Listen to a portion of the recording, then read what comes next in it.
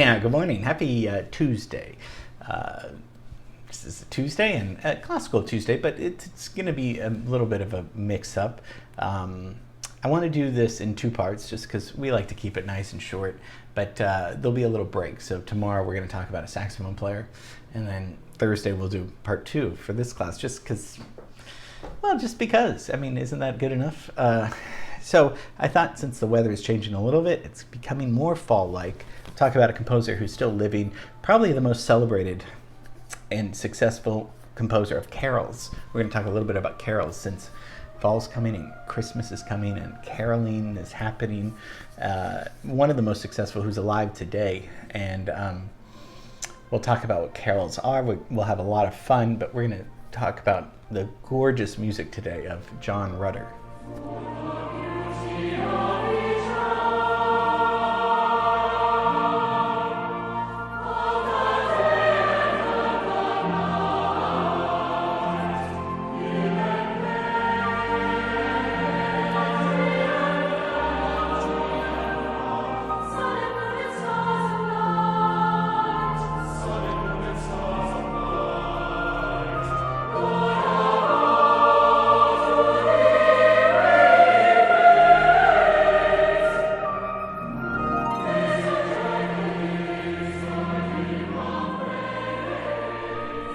John Rutter is an English composer, conductor, arranger.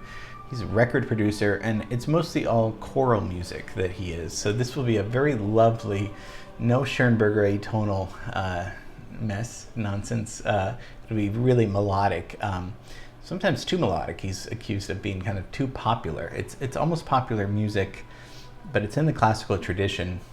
But he just had found a niche, and became highly successful.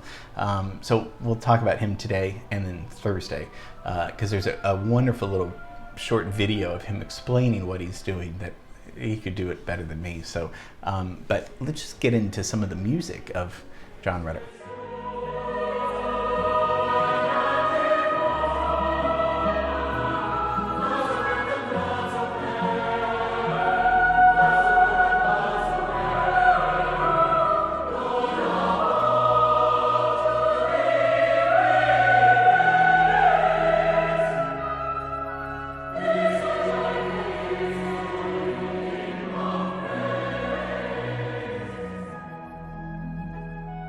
So let's just back up. What's a carol? I mean, caroling, carolers, those annoying people that show up at your door and start singing for no reason.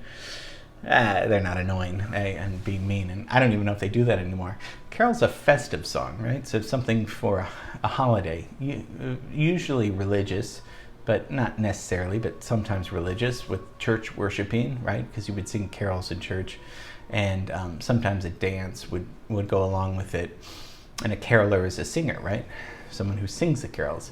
And so mostly what we know is a Christmas carol, because those are, that's the theme of Christmas, a song usually sung at Christmas time and during the holiday season. So this is what John Rutter's gonna make a living at, using carols, writing carols. So most of all these songs are original compositions. So he's not just a conductor and arranger, he's a composer. He's like like all those composers we've talked about. So he's writing music for his own choir, himself conducting, but he does traditional songs too. So he's born in London in 1945. So he's 76 years old today. Why don't we go over there? Let's go from Delaware, where Dead Poets Society was filmed. Let's go to London. 1945 is quite a year to be born in, right? World War II ends May 7th, and Hitler and Eva Braun, his wife, they commit suicide. And then this is when Truman becomes president, following the death of Roosevelt. And then the bombs on Hiroshima and Nagasaki, Japan surrenders. So, one of the worst wars of all time comes to an end the year he's born. There's bebop happening in the United States and in Europe.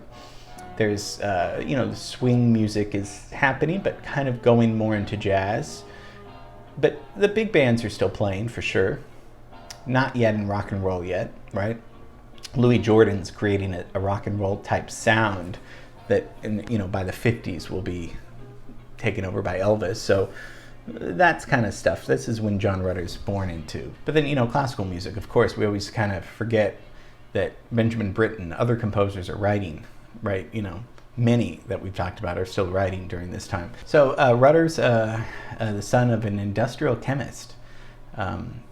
And so starts taking piano lessons at age 7, kind of a prodigy, and was taught as a composer, also taught as a singer, taught to sing, and studied at Clare College in Cambridge.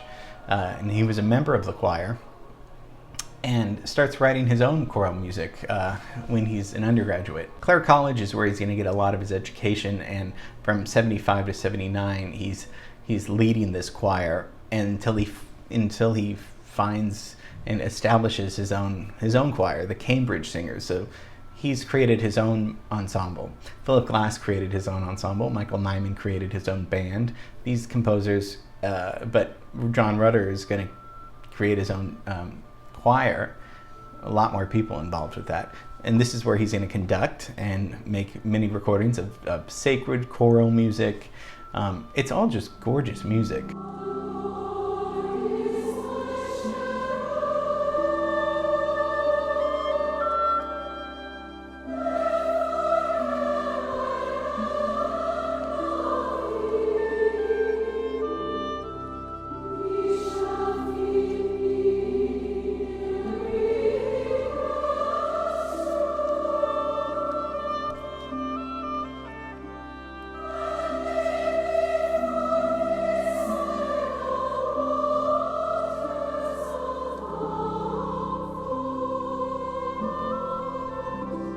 It's funny because, a lot of it is very religious, right? But he said that he's not really a particularly religious person. He's very spiritual, and he's inspired by all these spiritual texts, prayers, but not really necessarily religious. It's interesting that many composers have written some of the best religious, music ever, but personally, perhaps they're not really religious. Some are. Messiaen, who's somebody that we haven't talked about, was a devout Catholic. But other composers, Britten wrote a lot of sacred music, but not necessarily in their private life. But it's interesting, right? As an artist, that you could kind of do something in one direction, but personally feel something a little bit different. But I think it all goes under the realm of feeling spiritual. It just like going to church doesn't mean that you're going to be a Christian or a Catholic, right? It's all, internal mostly. So I think a lot of these composers wrote for pre-existing, like a requiem, all these things that had gone from hundreds of years from, just like Bach writing. It all goes because they were writing music in the church, right? Not necessarily because some were religious, some weren't. So kind of interesting to think about that.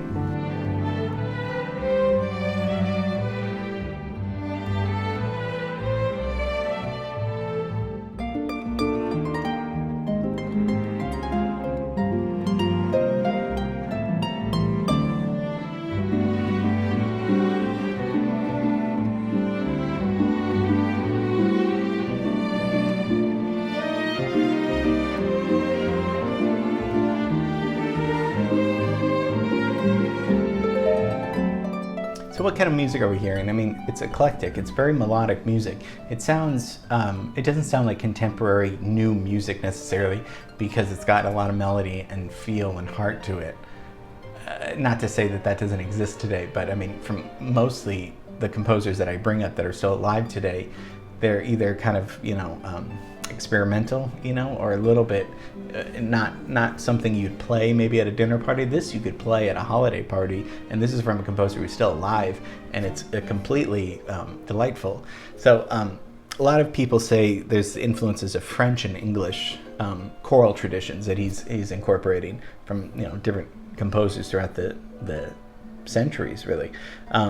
It's light music, but we've talked about light music going back to Strauss, the Blue Danube, all the way up to Leroy Anderson. This is kind of light music, fun, very festive, feel-good music. And there's some songwriting, classic songwriting. He's writing songs, not like Irving Berlin, but I mean, if you break some of his compositions down, it's a you know, a verse and a chorus and then a verse again. It's just sometimes the orchestration makes it a little sound different.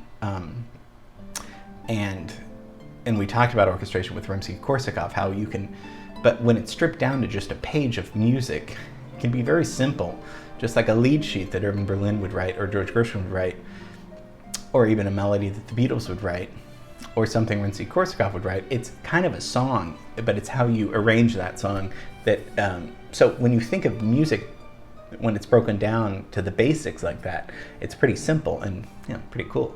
He quotes, he says, I'm still doing what I did doodling at the piano, only now I get paid for it. So he's doing what he's always done as a kid, doodling at the piano. So that's just a taste of John Rutter. We're going to talk a little bit about him on Thursday, just because we'll do a recap and listen to an interview by him that I find very special. So tomorrow we're going to look at a tenor saxophone player that you're going to definitely want to catch. So have a great rest of the day. See you tomorrow. Okay, bye.